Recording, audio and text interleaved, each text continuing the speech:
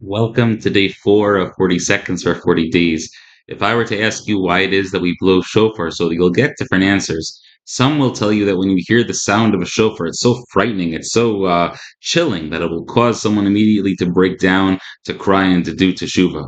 That's one perspective offered as to why we blow shofar. Another perspective as to why it is that we blow shofar is that when the king is experiencing going through a coronation, they're blowing trumpets and they're celebrating and it's exciting. And so some explain that's what the sound of the shofar is meant to be about. So the obvious question is these two concepts, these two ideas seem to be contradictory. One is about breaking down and crying, and the other is about celebrating and joy.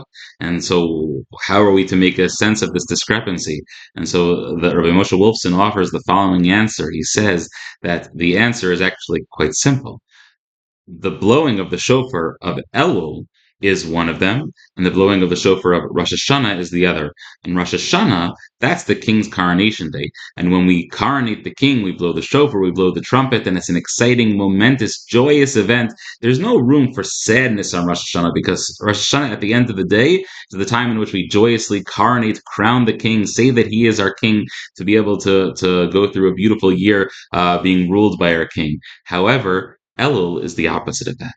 Elul is a time of brokenness. Elul is a time of crying. Elul is a time of digging deep down into who and what we are as people, trying to understand that we are imperfect and trying to rectify our imperfections. While Rosh Hashanah is not the time to cry, because Rosh Hashanah is the time to connect and make sense of how blessed we are to have Hashem as our king.